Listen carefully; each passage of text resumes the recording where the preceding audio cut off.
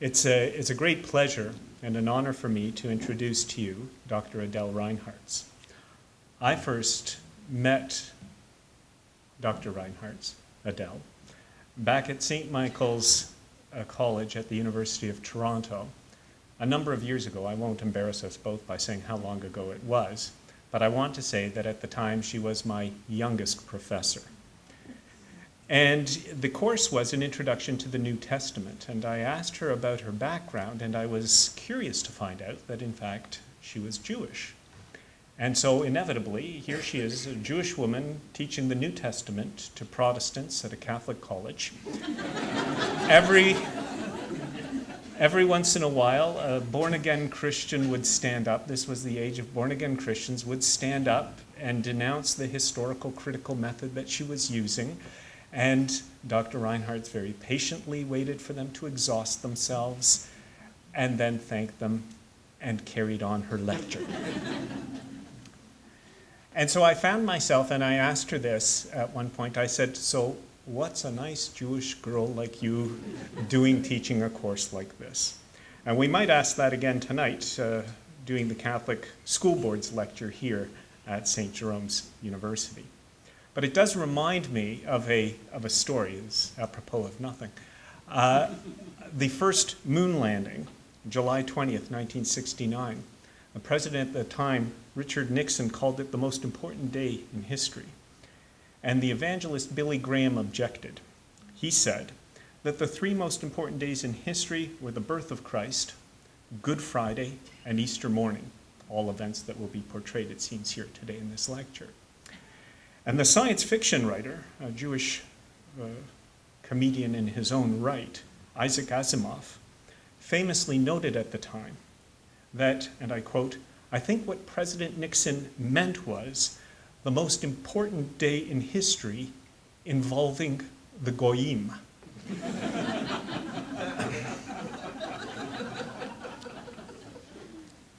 Perhaps we can edit that out.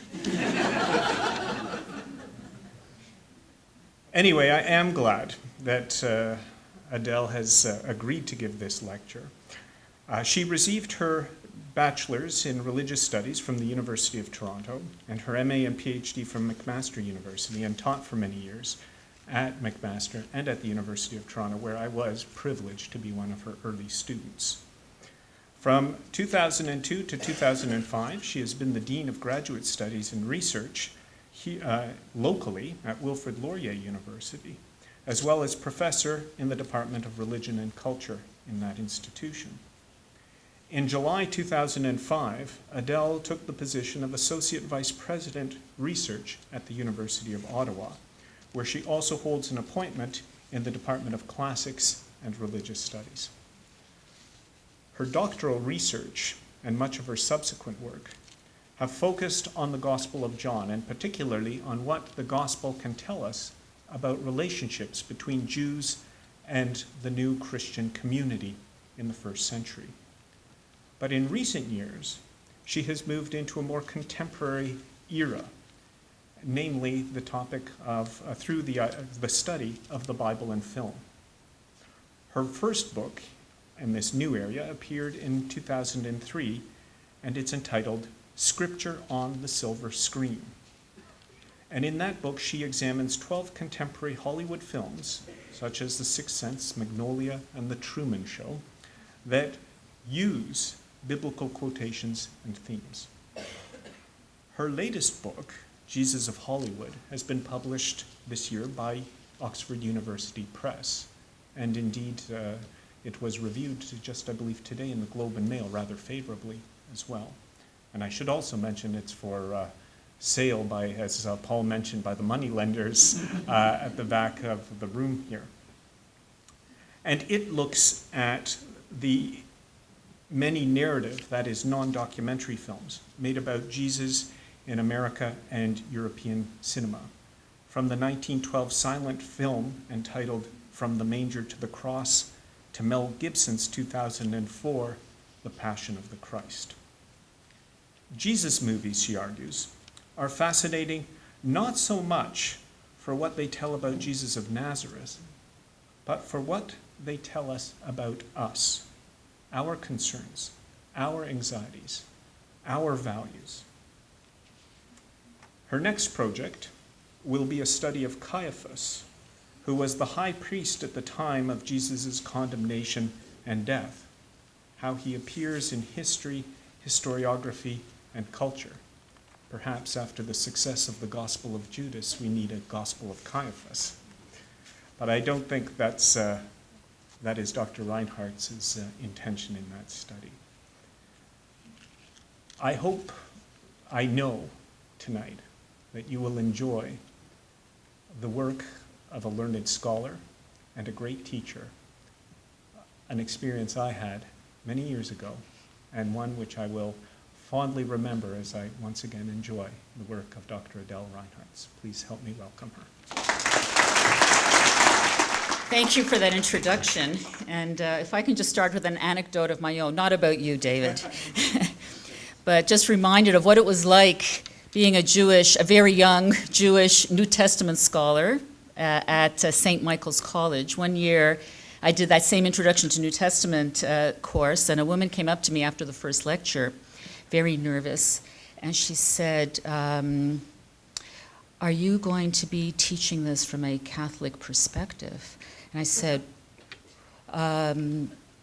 why are you asking? She says, well, if you're going to teach it from a Catholic perspective, I won't be able to take it because I'm a Protestant.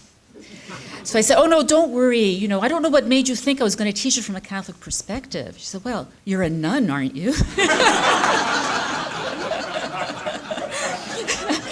And at the time I was pregnant with my second child, but I guess I wasn't quite showing, I suppose. Despite his reputation as the perfect, all-knowing Son of God, Jesus of Nazareth was known to worry about how others saw him. According to the Gospel of Mark, Jesus once asked his disciples, "Who do people say that I am?" And the disciples answered, "John the Baptist," and others, "Elijah," and still others, "one of the prophets." Jesus asked them, "But who do you say that I am?" Peter answered him, "You are the Messiah." Now, one can only imagine what Jesus would think now, almost 2,000 years later. Certainly, there are still many who, like Peter, view Jesus as the Messiah, and there are many who see him in other ways.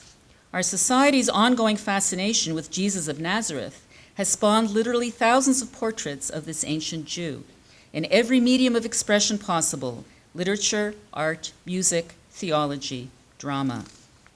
But since the birth of cinema in the late 19th century, it is first and foremost through film that our society has seen Jesus, tried to understand his identity, and pondered his ongoing significance.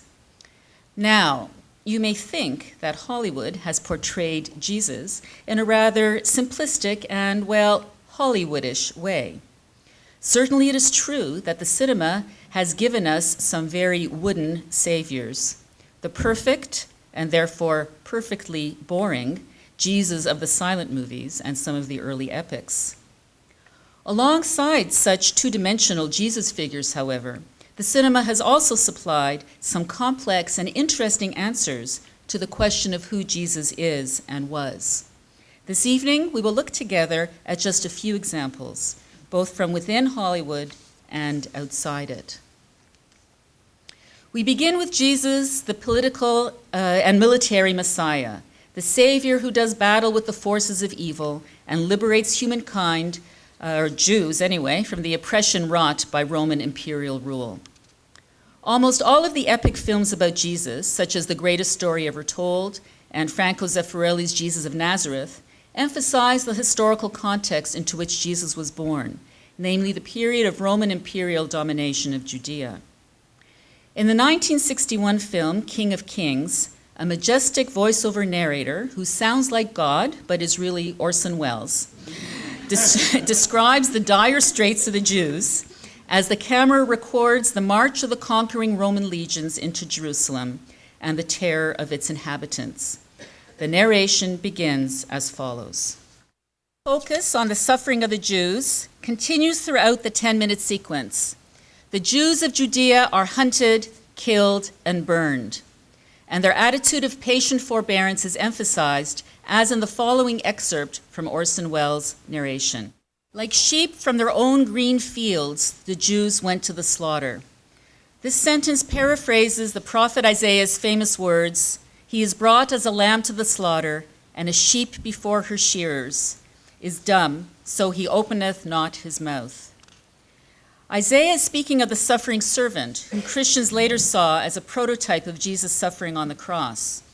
But in the immediate post-Holocaust period, when this film was made, the phrase, "like sheep to the slaughter," was also being used to describe the tragedy of the Holocaust, in which 6 million Jews went to their deaths in the green fields and gas chambers of Nazi Europe. For the film, King of Kings, the answer to Jesus' question, "Who do people say that I am?" is as follows. People say that you are the Messiah who will save us from the oppression of Roman rule. And hidden underneath that is another message that in some way God will step in to save the Jews from the suffering of the Holocaust. This is a powerful vision, but it flounders. For in this film, and in all others that emphasize the political realities of Jesus' lifetime, the historical outcome in Jesus' period does not provide the desired Hollywood ending. Jesus does not save his people from Rome. Roman control over Judea continues for some centuries after his death. Hollywood must fall back on a softer, gentler notion of salvation. Jesus saves not by overthrowing Rome, but by providing everlasting life for those who believe. This conclusion, of course, is the only one Hollywood could give under the circumstances, but it provides a weak ending to a film that so strongly emphasizes the political, economic, and physical oppressiveness of Roman rule in Judea. Whereas the epic Jesus is obsessed with the fate of his people, the hippie savior of Jesus Christ Superstar is sidetracked from any universal mission by his own celebrity. In this musical, first released as a film in 1973, we have replaced the sanctimonious and earnest Jesus with the whiny and self-absorbed superstar, whose greatest fear is that his disciples will forget all about him once his 15 minutes of fame have passed. Consider, for example, Jesus' words at the Last Supper. According to the Gospel of Matthew, here is what happened at Jesus' final meal with his disciples. While they were eating, Jesus took a loaf of bread, and after blessing it, he broke it, gave it to the disciples, and said, "Take, eat, this is my body." Then he took a cup, and after giving thanks, he gave it to them, saying, "Drink from it, all of you, for this is my blood of the covenant, poured out for many for the forgiveness of sins." The Gospel of Luke has Jesus add, "Do this in remembrance of me." Now let's take a look at this same scene from Jesus Christ Superstar. The Superstar has transformed the prophetic and redemptive moment of the Gospels into a blame session. He accuses his friends not only of betraying him, but even worse, of preparing to forget his very existence. The ritual of the bread and wine has been severed from its role in the relationship between human and divine, and redefined as an act focused narrowly on the selfish and self-absorbed needs of a minor celebrity. The aim of the film, of course, is not to criticize the historical Jesus or Christian faith. The point is precisely to mock our society's obsession with celebrities who believe that the world does indeed revolve around them. A number of films from the 70s and 80s do attempt to portray Jesus that has more in common with his historical persona than the ones we have just discussed. And in particular, some of them place more emphasis on Jesus' specifically Jewish identity. While it may be perfectly obvious to most of us today that Jesus was a Jew, until relatively recently, this element was ignored or downplayed in theology, scholarship, and the various artistic media. The current quest of the historical Jesus has reversed this tendency and has prompted many within academia to take seriously the fact of Jesus' Jewishness. And this is reflected also in films such as Zeffirelli's Jesus of Nazareth, which pays quite a bit of attention to the various Jewish rituals, practices, and liturgical references. Yet the most interesting consideration of the Jewish Jesus can be found in films that have taken the greatest liberty with the traditional stories. Take, for example, Monty Python's Life of Brian. Strictly speaking, of course, this brilliant spoof is a Brian movie and not a Jesus movie. And its portrait of Jesus as such is as reverential as they come. But in its depiction of the young man mistakenly taken for the Messiah, Life of Brian both uses and mocks the cliches of the Jesus film genre to hilarious effect. And despite its overtly fictional premise, this film is gleefully intelligent and meticulously researched. If Monty Python's Jesus is the stereotypical cardboard figure of sentimental piety, their Brian is a fiercely proud Jew who loves his mom and hates the Romans, as we can see in the following scene. This scene is not entirely the fruit of the Python's mighty imagination. It draws upon the ancient Jewish legend that Jesus was the illegitimate child of Mary and a Roman soldier. I would not set much store by the historicity of this legend. More than likely, the sages who circulated it did so in order to mock and discredit Christian beliefs in Jesus' virginal conception. But Brian's proud declaration of his Jewish identity echoes the views of scholars who believe that Jesus too saw his Jewishness as fundamental to who he was and what he did. A similar point is made in Denis Arcand's 1989 film, Jesus of Montreal, my personal favorite of the Jesus movies.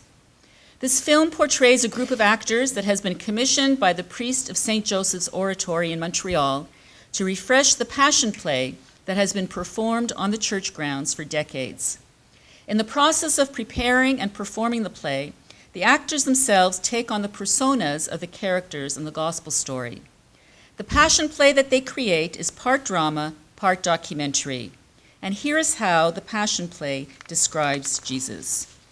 This segment draws upon Jewish sources that question the Christian version of Jesus' birth and presents those sources as fact. But its purpose is not only to show us a Jewish Jesus. More broadly, Arcand's masterful film sets out to negate the traditional Catholic narrative by deconstructing the notion that Jesus was unique in his identity, his abilities, or his fate. On the contrary, this film argues, Jesus was just a regular first-century Jew. Like many other babies, he was born out of wedlock. Like many other holy men, he was thought to have magical powers. Like many other Jews, he died a miserable death on the cross. But if Jesus is no longer the uniquely begotten Son of God, neither is he every man. This film does not deny Jesus' profound impact on humanity. Rather, it decouples that impact from the set of traditional Catholic beliefs about Jesus' person. Like his scriptural counterpart, Arcand's Jesus is a fierce critic of the hypocrisy inherent in religious bureaucracies. In the Gospel of Matthew, chapter 23, Matthew's Jesus himself launches into an attack on the Pharisees and scribes of his day, accusing them of hypocrisy and high-handedness, charges that later fed into Christian anti-Semitism. Arcand's Jesus avoids the anti-Semitism, but draws upon the same sentiments when he transforms Matthew 23 into a diatribe against the Catholic priests who, he says, manipulate and control others for their own benefit. If Arcand's film ruffled some feathers, it nevertheless proved to be much less controversial than an American film that had appeared the year before. Martin Scorsese's 1988 film, The Last Temptation of Christ, was not based upon the Gospels, but upon Nikos Kazantzakis' novel by the same name. In a lengthy text that scrolls before the opening credits, Scorsese emphasizes that the film is by no means historical, but rather that it, like the novel, engages in a fictional exploration of the internal conflict between spirit and flesh. Scorsese's Jesus is tortured by voices and impulses that he cannot identify. Are they from God or from the devil? In the scene that we're about to see, Jesus writhes in mental anguish in what resembles an epileptic fit. He's rescued by his mother, who then with concern prepares some food for him to take along on his trek to the desert, during which he hopes either to escape these voices or discover their true source. But it was not the image of a mentally unstable Jesus that led to the controversy around this film. Despite Scorsese's initial disclaimer concerning the fictional nature of his movie, outraged citizens picketed theaters, wrote angry letters to the editor, firebombed some theaters, created an uproar that would be eclipsed only by the lengthy media debate around Gibson's movie some 15 years later. Their target was the so-called dream sequence at the end of the film. As Jesus hangs on the cross, he is approached by a young red-headed girl who extracts his nails and helps him down off the cross. She leads him towards a technicolor field where Jesus discovers himself to be the groom at a wedding party. The bride is Mary Magdalene, with whom he has had a conflicted and passionately emotional, if non-sexual, relationship throughout his entire life. Earlier on in the film, Jesus had rejected Mary's love and offer of shelter, as we see in this brief excerpt. But after their dream wedding, their love can finally be consummated. Alone in the tent, Mary cradles Jesus in her lap, much as his mother Mary does in Michelangelo's famous sculpture of the Pietà. She gently washes his wounds as we listen to the sensual music that has accompanied her throughout the film. Jesus and Mary make tender love, and Mary cries out in joy, not at the fulfillment of her sexual desires, but at her certain knowledge that they will have a child. Jesus' last temptation, as it turns out, is not sex, but domesticity. Throughout the dream sequence, Jesus delights in being an ordinary man with a job, and most important of all, a family. Perhaps these scenes of Jesus making love to Mary Magdalene were just too much for some viewers to cope with. But to my mind, these protesters missed a far more interesting and potentially controversial theme in the film: the homoerotic relationship between Jesus and Judas. Aside from the dream sequence, which is, after all, just a dream, Jesus is extraordinarily uncomfortable in proximity to Mary Magdalene, as we saw in that earlier clip. Not so, however, with Judas, and it is to Judas that Jesus turns in his moments of fear. Jesus and Judas share the warmth of a single blanket, clinging to each other throughout the night.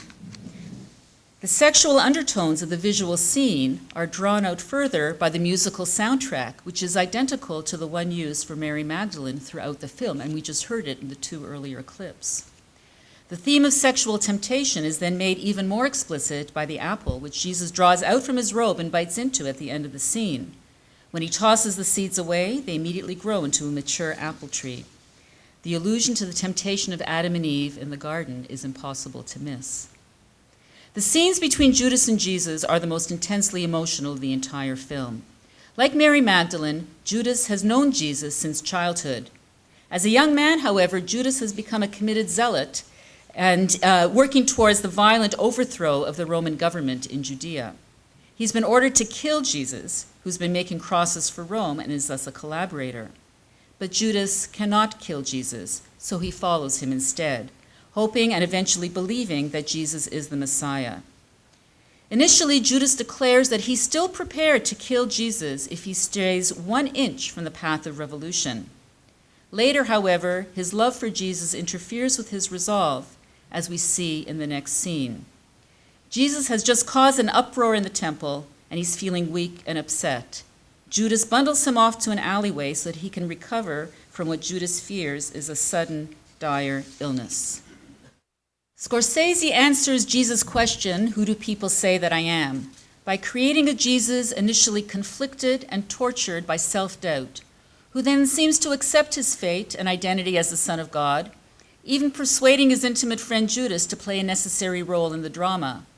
And then he's apparently diverted from this course by a fantasy of domesticity that represents the path not taken. At the end, however, he dies, as all Jesuses must die, on the cross in the final victory of spirit over flesh and the resolution of all doubt. Scorsese's Jesus is not very easy for us to relate to, except perhaps in his longing for the simple pleasures of domestic life. A more palatable Jesus can be found in a made-for-TV drama simply entitled Jesus that appeared in 1999. Here we find a coming-of-age story in which a youthful Jesus, an all-American boy who looks incongruous in the Middle Eastern landscape, has to cope with his divine identity. This Jesus is very attached to his father, Joseph. One senses that he just wants to grow up, follow in his dad's footsteps, and have a good time. Like Scorsese's Jesus, this young man has won the love of a beautiful woman, in this case, the chaste but comely Mary of Bethany. This Jesus is a sweet young man, caught between adolescence and adulthood. Only with the death of Joseph does he feel compelled to take his larger mission seriously. Jesus cannot follow his heart. His father Joseph has made it clear that Jesus has a responsibility and future role on behalf of his people that precludes a simple life of carpentry, marriage, and children. As in the epics, Jesus' messianic role in this production is most plausibly construed in political terms. As we see in the following scene, Jesus' family is subject to oppression and abuse at the hands of Rome, which has conscripted Jewish tax collectors to do its dirty business. Here is a Jesus very much attached to his father Joseph, and it's his father's death that then catapults him into the life of the Savior that he thought his father wanted for him. No survey of cinematic saviors would be complete without a look at Mel Gibson's blockbuster, The Passion of the Christ. Some Christian groups refer to Gibson's movie as the best outreach opportunity of the past 2,000 years, and it certainly brought graphic images of Jesus' condemnation and death to millions of viewers. But when it's hard put to figure out how Gibson's film responds to our guiding question, who do people say that I am? For most of the film, Jesus does not resemble a man so much as a hunk of raw meat. I love this film, as you can tell. We see and hear him in this brief clip in which he whimpers in pain as Pilate presents his battered body to the crowds. These crowds, egged on by the high priest Caiaphas, continue to call for his crucifixion. By pounding Jesus' body to an oozing pulp, Gibson has also reduced him from a divine being to a subhuman creature. If Gibson intended to show Jesus' superhuman forbearance, he also made it almost impossible to feel compassion or concern, as the relentless beating and bleeding prevent us from seeing Jesus as anything more than the broken body that becomes his own. Not only is Jesus' divine identity erased, but his human one as well. Now, I am fully aware that not everyone would share this assessment. Many viewers found in this film a powerful and potent Jesus who spoke directly to their hearts and souls. But I fail to see how this is possible unless such a Jesus is already alive in their imaginations as the opening credits roll.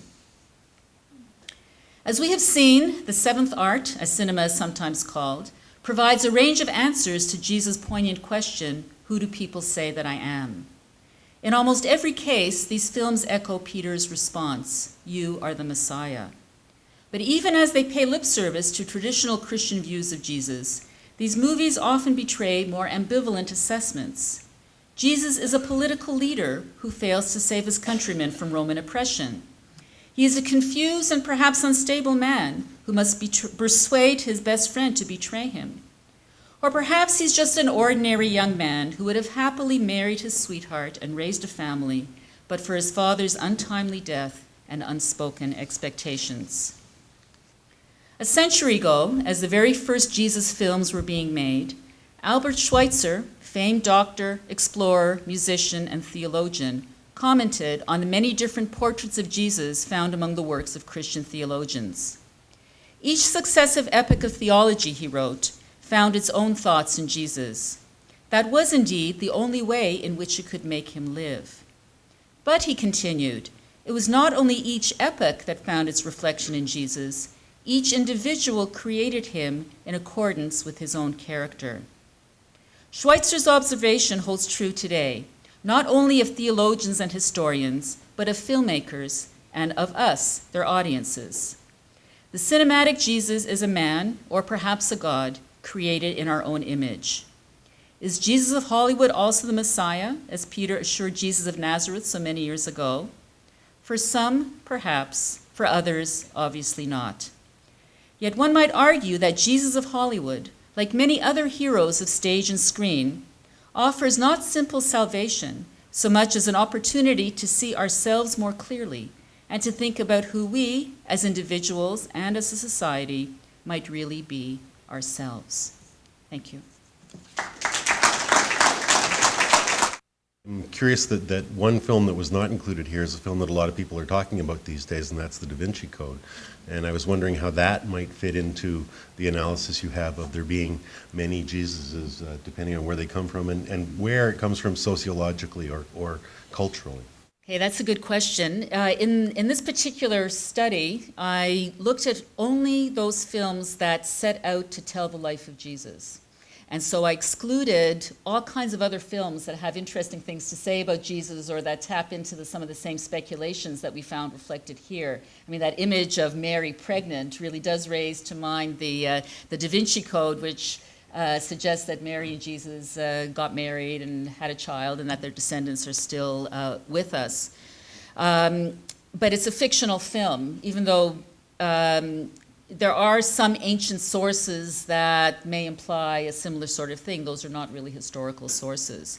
So where it fits in, and what's interesting about the Da Vinci phenomenon, I think not so much the film, but the book even more, was how powerfully it captured people's imagination. Just that whole idea somehow, even though it's quite an exciting read, not the best written book, but it just really caught fire. And to me, what that says is sociologically is that people are still fascinated with this individual.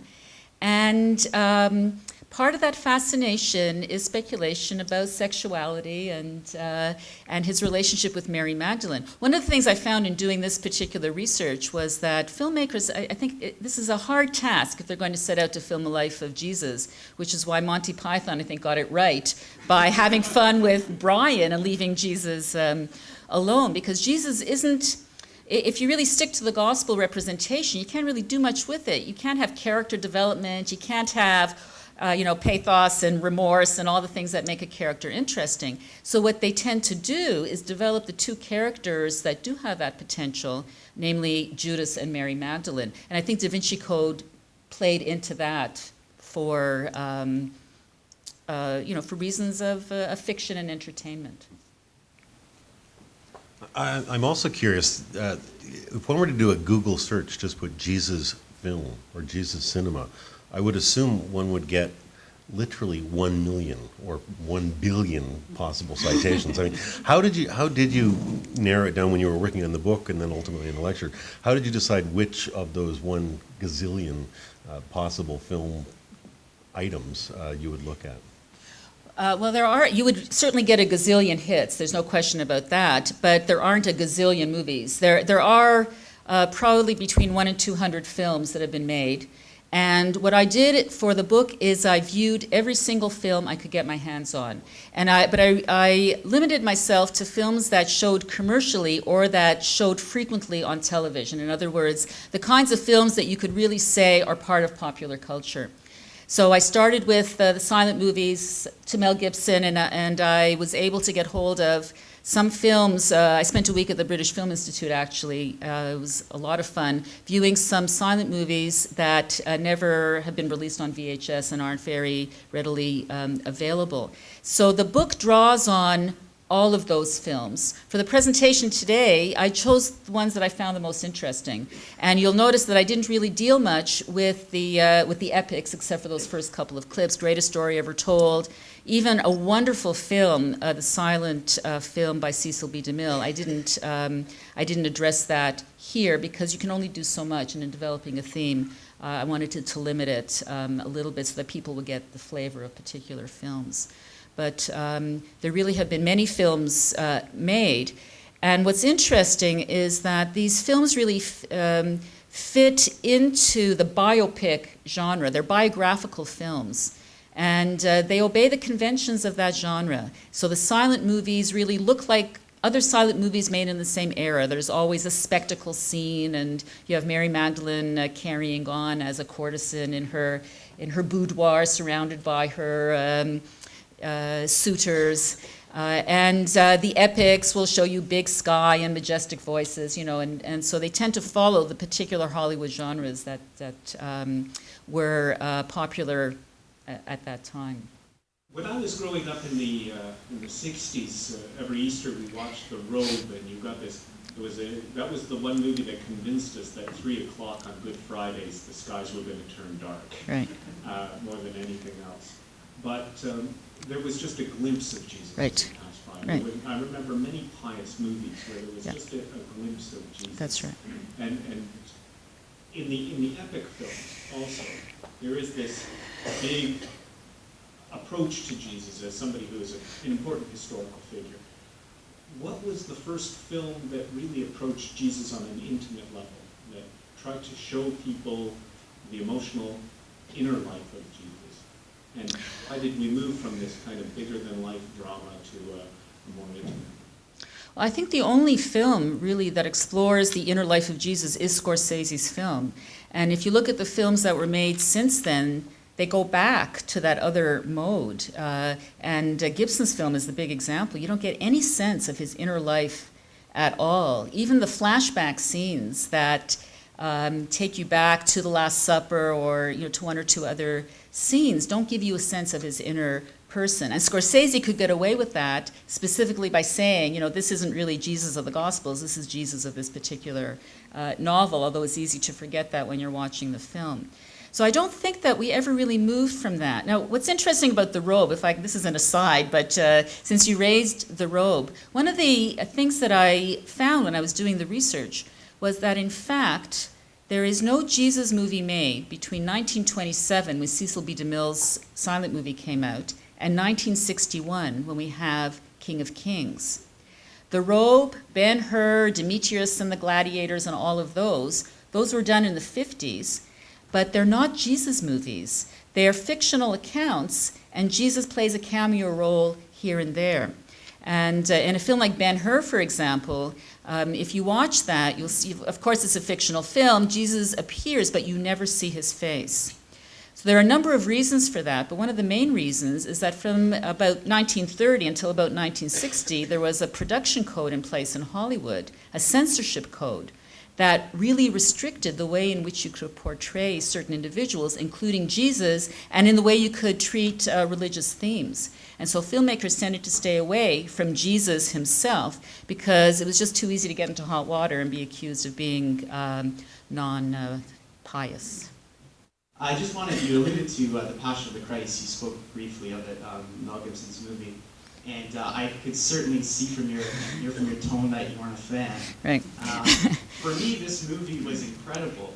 And for me, the imagery and the drama that came along with it was insurmountable, it was unmatched. What else did Gibson need to do? What else did the actors need to do? What other theme, what other action needed to occur for you to give it your stamp of approval? Because for me, it's the Christ on the mountain giving the sermon. For me, it's the lashes. For me, it's Christ crucified, where first you have to go there before you can get to hope, before you can get to forgiveness, before you can get to compassion. So what else did that movie need to have to meet your expectation? Well, first of all, I want to say that I realize, and as I mentioned in my talk, I know that there were many, many viewers for whom it was a very powerful experience. And my own observation was, in viewing the film and in talking to people about it, that the way in which you viewed it and the way in which you responded to it had everything to do with the knowledge and the faith that you either did or didn't bring with you into the movie theater. Now, I'll give you my honest answer about this. What that film needed was a coherent plot. It needed characters that actually developed. It needed more illusion and less bloody violence. It needed a whole bunch of things in order, in my view, to be a good film. The cinematography was beautiful. The soundtrack was beautiful. But I didn't personally find that it moved me. Now, I love these movies. I've been working on these movies for years. So it's not that I come into them. I'm not a Christian. I'm not a believer that Jesus was the Messiah. I have a tremendous love and appreciation for these movies. And I went to that, I deliberately, unlike some of my colleagues, refrained from commenting on that film until I had seen it. If you'll remember, if you follow that media stuff, people were talking about it. And then I had people phoning me up, and what do you think about this and what do you think about that? And I refused to speak about it until I had seen it. And I went into that movie theater wanting to have my presuppositions challenged. I wanted to have an experience where I would have to really struggle with my feelings about this film. And I sat there and I tried to look at my watch, which doesn't glow in the dark because I had trouble seeing how, I was bored. I felt that the emotional power of it, for me, was minimal. And in terms of the lashes and so on, there's one scene in Scorsese's film where you simply see in silhouette, Jesus is strapped to a post, and in silhouette, you see a Roman centurion going like that. That scene, every time I see it, will bring chills up and down my spine, much more than watching 20 minutes of a Roman beating up on Jesus. So that's my view of the film. I simply felt that it wasn't a good film. Now, I saw this film with CBC in the showing a week before, when the reviewers and so on watch it and they prepare their film reviews. And at first Icon didn't want me to come in. They were pre-screening everybody. So I nearly got hired for a day by CBC, because that's how they were going to get me in. In the end, they relented. But I went with the person who was going to interview me and the producer of the show for which I was going to be interviewed. The producer was a young Jewish woman, and the interviewer was somebody who's very much Christian and a regular churchgoer and so on. And I wondered afterwards, it seemed to me that if you didn't already know the story, you wouldn't have a clue of what was going on. You wouldn't know why people were so anxious for this person to die. You wouldn't understand what those flashbacks were flashbacks about. What was that all about? And the producer, the young Jewish woman, said, that's right, she just didn't get it. It just didn't make any sense to her. So I just come back to my initial point, that film was viewed in different ways by different people. And much did have to do with what it is that you brought into it. And I think for people who went into it with a certain type of Christian faith and expectation, it was certainly a very powerful experience. I don't want to deny that. And I'm wondering if you have found that in some of the, more controversial films like Last Temptation of Christ, if there's an element of audience identification that becomes the controversial item. So instead of Jesus being this figure that is greater than us or that is sort of separate, but films that do show us the inner side or do allow audiences to, or viewers to identify with the character, as often happens in good films, that makes people uncomfortable to identify with Jesus on a very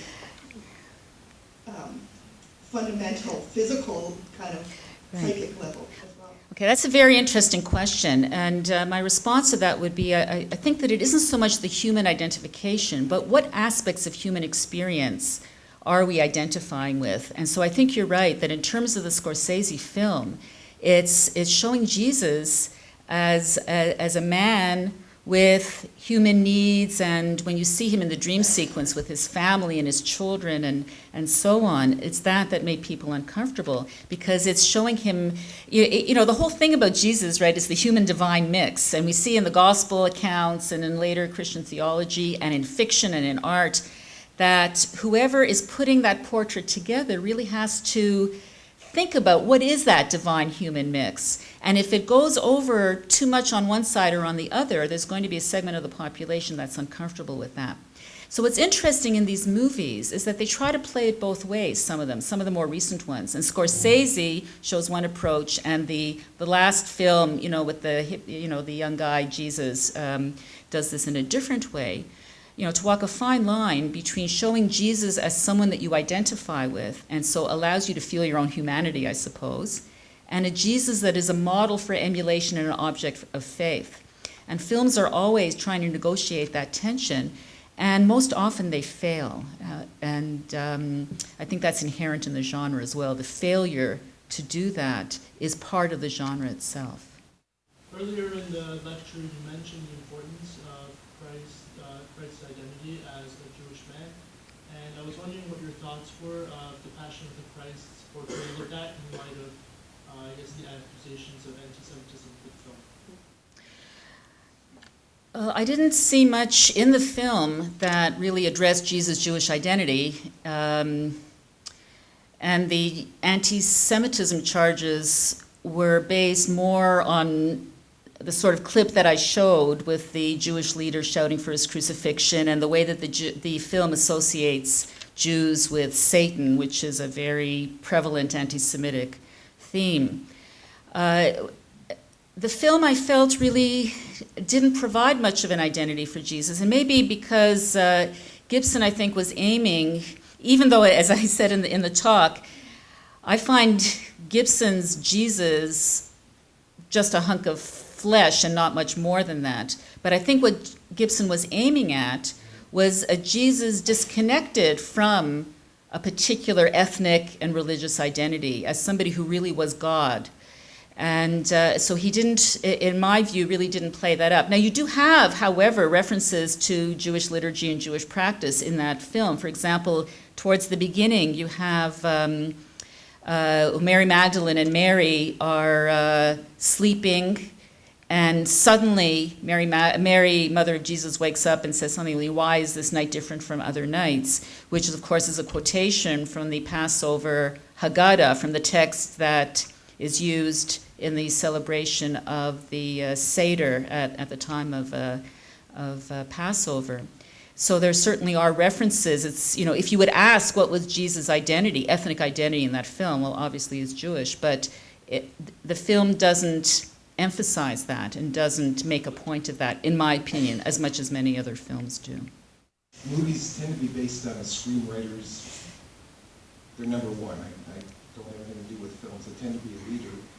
I've read The Last Temptation of Christ, and a book from that era when you said there were no movies made, 1927, 1950, called The Nazarene, Yeah. by Shalom Sholem Asch, yeah. is a pretty decent read. Yeah. And I'm surprised nobody has made a movie based on that book. Do you have any thoughts on that? On why nobody's made a movie based on it? Yeah. No, I don't know. Maybe somebody should buy the rights to it. Sholem Asch that's an interesting example because he was a Jewish writer, and he wrote a book about Jesus, which at the time was very unusual. And you have during that period actually a number of Jewish scholars of early Christianity who were very much taken with Jesus as a prophetic figure. In most cases, I haven't read Asch's book in a very long time, but in most cases, they're not saying anything about Jesus as a Messiah, but they're very much taken with Jesus as a prophetic figure, as somebody who should be really claimed as a Jew, that Jews should be proud of, as someone who challenged some of the inequities of his time, did what he could to provide social justice, and a figure that was really in the mainstream of the Jewish prophetic tradition. And I think Sholem Asch's book fits into that genre, as well as scholarly works by Joseph Klausner and some other people.